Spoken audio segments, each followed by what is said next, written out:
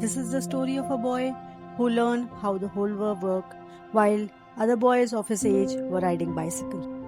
In a small America town where the paint on houses were peeling, the factory had closed 2 summers ago. There lived a boy named Ellie. His father had lost his job. When factory shut down, his mother worked double shift at dinner. Ellie spent his afternoon collecting cane from the scrap money. Other kids rode bicycle around the block after the school. Ellie only watched them from the porch. On his bike, broken. Beyond repair, so everyone thought. But in the garage, under one barrier, hanging bulb. Ellie did something the neighbor thought was strange. He took broken things apart and figured out how they work. He fixed an old transistor radio someone had thrown out, then a broken alarm clock, then piece by piece his own bicycle. Fixing junk won't put food on your table, his father said one evening. Worn down from another day, no work. Something? Just stay broken, son, he said. Ellie didn't argue, but that night he kept thinking what his father said. But he went to garage. He kept working in the garage, quieter than before, the Barry bulb glowing long after the house had gone to sleep. He didn't need anyone to believe him, yet he only needed the next broken thing to try. And somewhere between wires and screw, he already knew he was building something bigger than radio. One afternoon, a stranger car broken down right outside the house. A traveling salesman on his way to the city. Started with a dead engineer. Smoke curled out from under the horn. The man kicked the tire in frustration. Nobody on the street seems to know what to do. While the man cursed under the hood, the Ellie walked out, looked at the engine for the moment, quietly pointed out the loose wire near the battery. His hand moved carefully, the way they always did in the garage. He wasn't nervous. He had seen the things wire before. The car started. Man stared at him. Where did you learn that? He asked. Ellie struggled. Nowhere, he said. I just like to know how things work.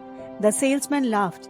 Half in the disbelief, he looked at the boy, scrapped, knocking and the old tool. Something told him this kid wasn't ordinary. That evening, the man sat on the porch with Elf's mother. Your son does not think like other kids around here. He said he think like an engineer. The porch light flickered about them. His mother twisted her apron in her hands. She had always known her son was different. She just hadn't known what to do with it.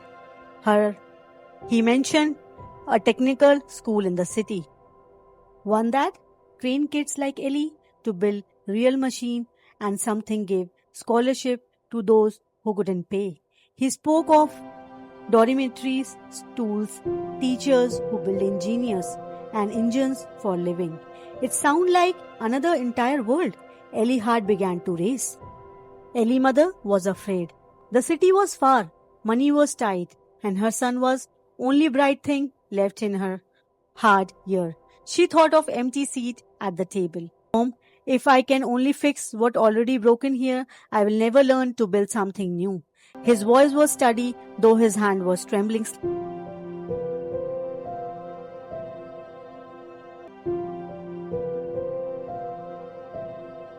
She swiped her eyes and packed her things.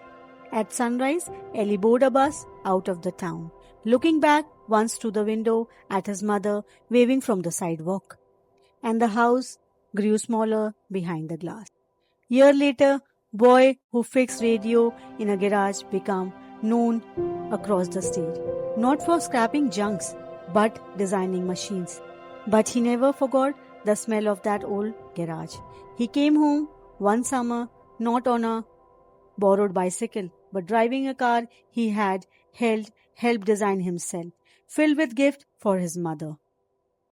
The town that just once said something, just stay broken, now send their own kids to him to learn how to look at the things or anything and see what it could become. Friends, because nothing broken stay broken forever. Not a radio, not a bicycle, not a town, not a boy who refused to stop looking for how things could work. Somewhere, another boy was staring at something broken, wondering if it could be worth fixing. So, do what you love to do.